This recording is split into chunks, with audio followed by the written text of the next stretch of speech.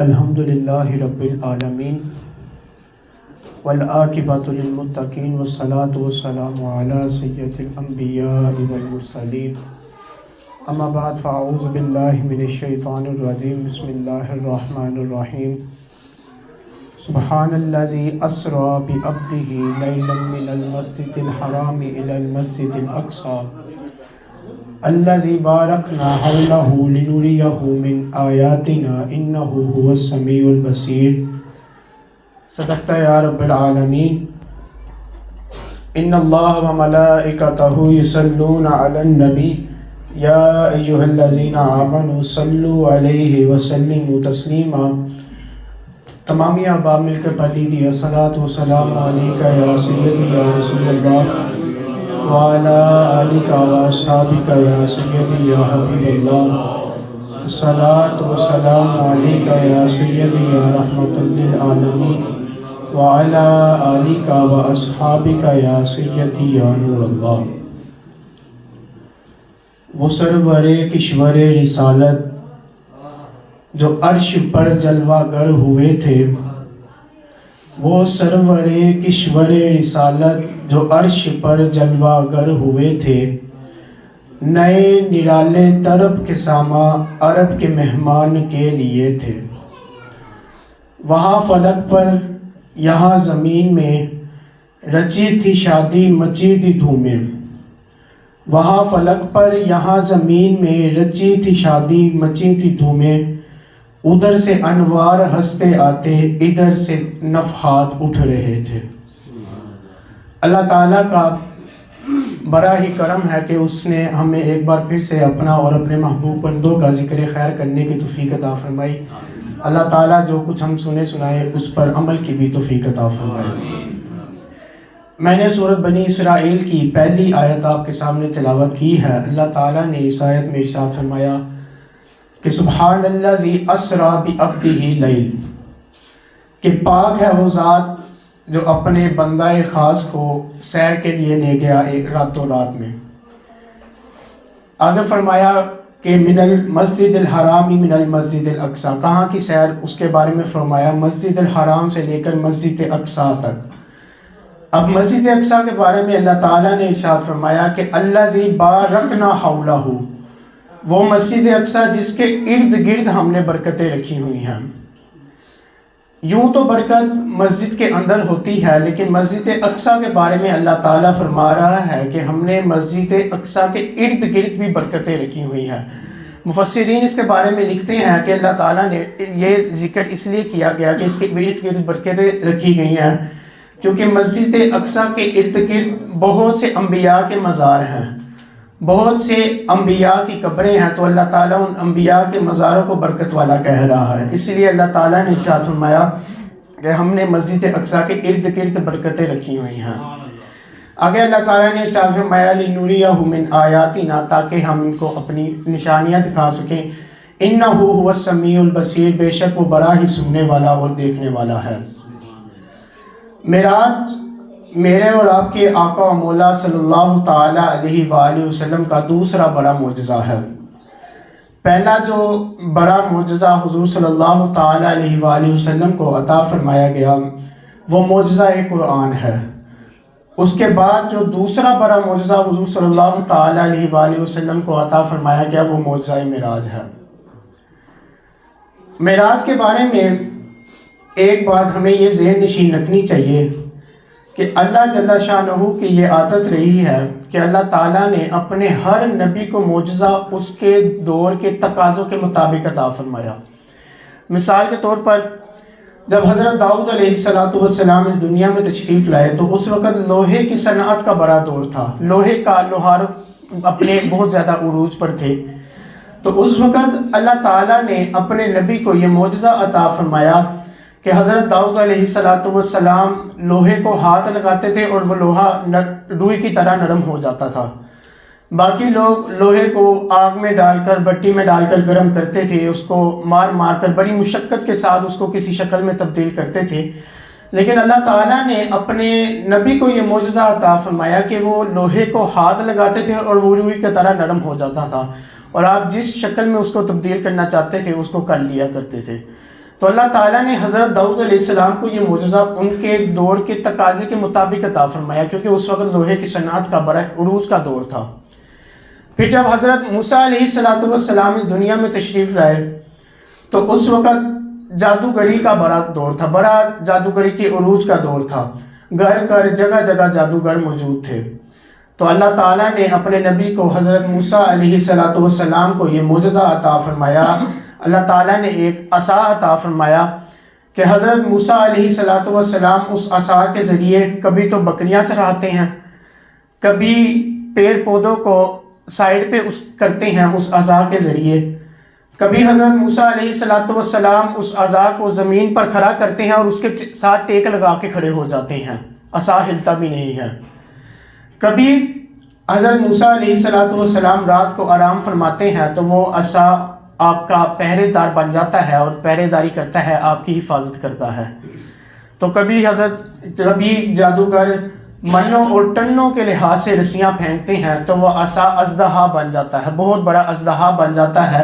اور وہ ان رسیوں کو کھا لیتا ہے۔ اس کے بعد اژدہا واپس اسی عصا کی شکل میں بدل جاتا ہے، نہ سائز میں اس کے فرق پڑتا ہے اور نہ ہی اس کے ویٹ میں فرق پڑتا ہے، جتنی اس کی لمبائی تھی، جتنی اس کی چوڑائی تھی، اسی لمبائی میں اسی چوڑائی میں واپس آ جاتا ہے اور نہ ہی اس کے وزن میں فرق پڑتا ہے۔ تو اللہ تعالیٰ نے حضرت موسیٰ علیہ السلام کو بھی ان کے دور کے تقاضے کے مطابق ان کو معجزہ عطا فرمایا۔ اس کے بعد حضرت عیسیٰ علیہ السلام جب اس دنیا میں تشریف لائے، اس وقت حکمت کا بڑا دور تھا، فن طب کا بڑا دور تھا، بڑے بڑے حکیم اپنا سکہ جما چکے تھے اور طب یونان میں ہر بیماری کا علاج کیا جاتا تھا، دنیا کی کوئی بھی بیماری ہوتی تھی وہاں پہ اس کا علاج ہو جایا کرتا تھا، لیکن 3 بیماریاں ایسی تھی جن کا وہ علاج نہیں کر پاتے تھے۔ پہلی بیماری یہ تھی کہ جو مادر ذات اندھا ہوتا تھا، مادر ذات اندھا اس کو کہتے ہیں جو پیدائشی طور پر اندھا ہوتا ہے، جو پیدائشی طور پر اندھا ہوتا تھا وہ اس کا علاج نہیں کر پاتے تھے، اس کی آنکھوں کا علاج نہیں کر پاتے تھے۔ دوسری بیماری جو تھی جس کا وہ علاج نہیں کر پاتے تھے وہ کوڑے کا مرض تھا، جسم پر کوڑے پڑ جاتے تھے، اس کا وہ علاج نہیں کر پاتے تھے۔ اور تیسری جو بیماری تھی وہ موت تھی، موت کا کوئی حل نہیں تھا ان کے پاس۔ تو حضرت اللہ تعالیٰ نے حضرت عیسیٰ علیہ السلام کو یہ معجزہ عطا فرمایا کہ حضرت عیسیٰ علیہ السلام مادر ذات اندھے کی آنکھوں پر ہاتھ پھیرتے، اللہ تعالیٰ اس کی آنکھوں پہ روشنی دے دیا کرتا تھا۔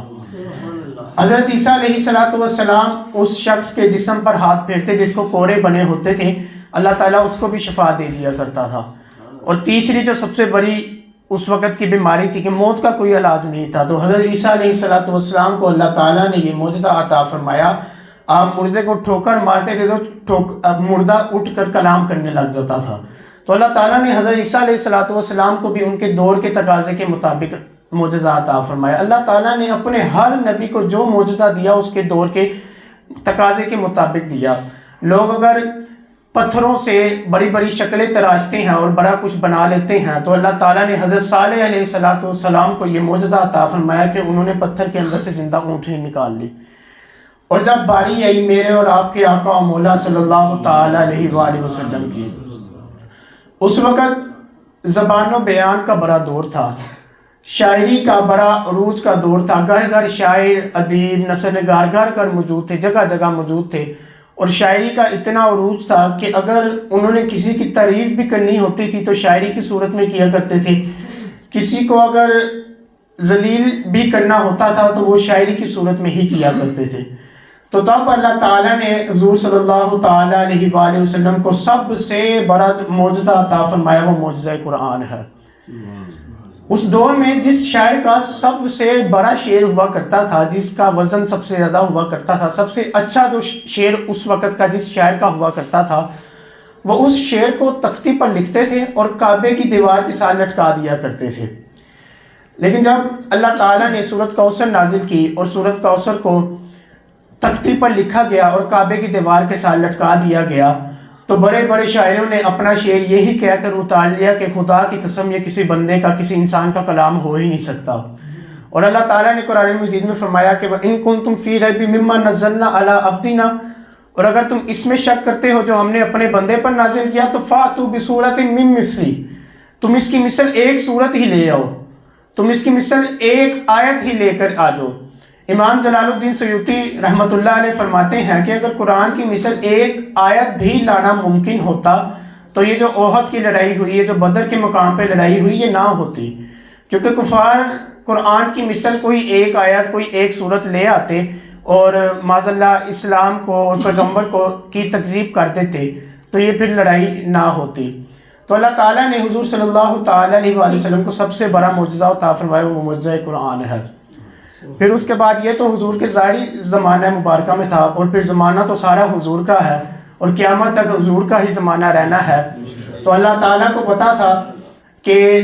قرب قیامت ایک دور ایسا بھی آئے گا لوگ چاند پر قدم رکھنے کا دعویٰ بھی کریں گے،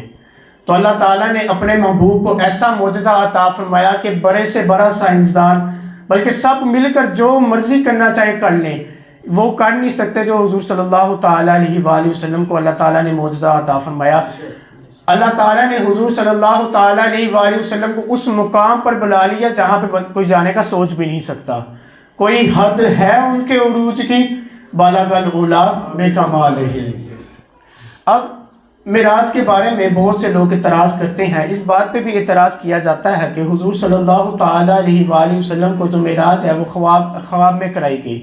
ظاہری طور پر نہیں کرائی گئی۔ علامہ محمود بغدادی رحمۃ اللہ علیہ آپ فرماتے ہیں کہ اگر حضور صلی اللہ تعالیٰ علیہ وآلہ وسلم کو معراج جو ہے وہ خواب میں کروائی گئی ہوتی، حضور صلی اللہ تعالیٰ علیہ وآلہ وسلم سارا یہ جو سیر کر کے ہے وہ خواب میں کی ہوتی، تو اس وقت جو قریش نے جو انکار کیا تھا، اس وقت جو شور ہوا تھا، جو فساد ہوا تھا، وہ نہ ہوا ہوتا۔ کیونکہ خواب کی بات ہو تو وہ کوئی بھی انسان اٹھ کے دعویٰ کر دے کہ میں جا رہا تھا، کہیں بھی میری آنکھ لگی، میں سو گیا اور میں گیا اور میں ساری زمینوں کے، آسمانوں کی، ساری پوری دنیا کی سیر کر آیا، آسمانوں کی سیر کر آیا، تو یہ بات سمجھ میں آتی ہے، کیونکہ خواب کے اندر تو کچھ بھی ہو سکتا ہے۔ تو اگر حضور خواب میں گئے ہوتے تو جو شور ہوا، جو فساد ہوا، وہ نہ ہوا ہوتا۔ جو اتنا شور ہوا، فساد ہوا، جو قریش نے انکار کیا، اس کا مطلب یہ ہے کہ حضور صلی اللہ تعالیٰ علیہ وآلہ وسلم خواب میں تشریف نہیں لے کے گئے تھے، بلکہ حضور صلی اللہ تعالیٰ علیہ وآلہ وسلم ظاہری بدن کے ساتھ تشریف لے کے گئے تھے۔ اور حضور صلی اللہ تعالیٰ علیہ وآلہ وسلم نے فرمایا کہ میں اپنے رب کو دیکھ کر آیا ہوں اور بڑی ہی حسین صورت میں دیکھ کے آیا ہوں۔ اب حضور کا یہ بھی ہم پہ بڑا کرم ہے، حضور گئے، اللہ کے نور کو دیکھا، اس کے باوجود ہم گناہ گاروں کے لیے زمین پر واپس تشریف لے آئے۔ حضور صلی اللہ تعالیٰ علیہ وآلہ وسلم نے فرمایا کہ میں اپنے رب کو دیکھ کر آیا ہوں اور بڑی ہی حسین صورت میں دیکھ کے آیا ہوں۔ حضرت انس بن مالک رضی اللہ تعالیٰ عنہ عرض کرنے لگے کہ یا رسول اللہ صلی اللہ تعالیٰ علیہ وآلہ وسلم، آپ اکیلے ہی دیکھا ہیں رب کو؟ یا رسول اللہ صلی اللہ تعالیٰ علیہ وآلہ وسلم، وہ تو ہمارا بھی رب ہے، ہمارا بھی دل کرتا ہے کہ ہم رب کو دیکھیں۔ جب حضرت انس بن مالک رضی اللہ تعالیٰ عنہ نے عرض کی تو اس کے بعد دیگر صحابہ نے بھی عرض کی کہ یا رسول اللہ صلی اللہ تعالیٰ علیہ وآلہ وسلم، آپ اکیلے ہی دیکھا ہیں حضور، ہمارا بھی رب ہے، ہمارا بھی دل کرتا ہے کہ ہم اپنی رب کی زیارت کریں۔ تو حضور صلی اللہ تعالیٰ علیہ وآلہ وسلم نے فرمایا اگر تم چاہتے ہو نا کہ تم اپنے رب کی زیارت کرو تو تم سب مل کر میری زیارت کرو، جس نے مجھے دیکھ لیا اس نے اپنے رب کو دیکھ لیا۔ فاضل بریلوی فرماتے ہیں کہ باخدا خدا کا یہی ہے در، نہیں کوئی اس میں مفر مگر، جو وہاں سے ہو یہیں سے ہو کہ ہو، جو یہاں نہیں تو وہاں نہیں۔ حضور صلی اللہ تعالیٰ علیہ وآلہ وسلم نے ارشاد فرمایا کہ جو چاہتا ہے وہ رب کو دیکھنا، جو چاہتا ہے وہ مجھے دیکھ لے، جس نے مجھے دیکھ لیا اس نے اپنے رب کو دیکھ لیا۔ اور حضور صلی اللہ تعالیٰ علیہ وآلہ وسلم فرماتے ہیں کہ جب رب سے میری ملاقات ہوئی تو اللہ تعالیٰ نے اپنا ہاتھ مبارک میری پشت میں رکھا، جس کی ٹھنڈک مجھے سینے تک محسوس ہوئی، اور جو کچھ دنیا اور زمین و آسمان کے جو کچھ غیب ہیں، جو کچھ علوم ہیں، اللہ تعالیٰ نے مجھے سارا کا علم دے دیا، سب کچھ ہی علم دے دیا۔ اور آخر میں یہ بات آپ اور میں اچھی طرح جانتے ہیں کہ جو معراج میں تحفہ حضور صلی اللہ تعالیٰ علیہ وآلہ وسلم کو دیا گیا وہ تحفہ نماز کا ہے، اور حضور صلی اللہ تعالیٰ علیہ وآلہ وسلم نے ارشاد فرمایا کہ نماز مومن کی معراج ہے۔ جو شخص نماز پڑھتا ہے وہ دن میں 5 مرتبہ معراج مناتا ہے، اور جو شخص نماز ہی نہیں پڑھتا وہ معراج ہی نہیں مناتا۔ اللہ تعالیٰ کی بارگاہ میں دعا ہے کہ اللہ تعالیٰ ہمیں حضور صلی اللہ تعالیٰ علیہ وآلہ وسلم کو جو تحفہ کیا گیا اس کی قدر کرنے کی توفیق عطا فرمائے۔ اللہ تعالیٰ ہمیں حضور صلی اللہ تعالیٰ علیہ وآلہ وسلم سے عشق کرنے کی توفیق عطا فرمائے۔ وما علینا الا البلاغ۔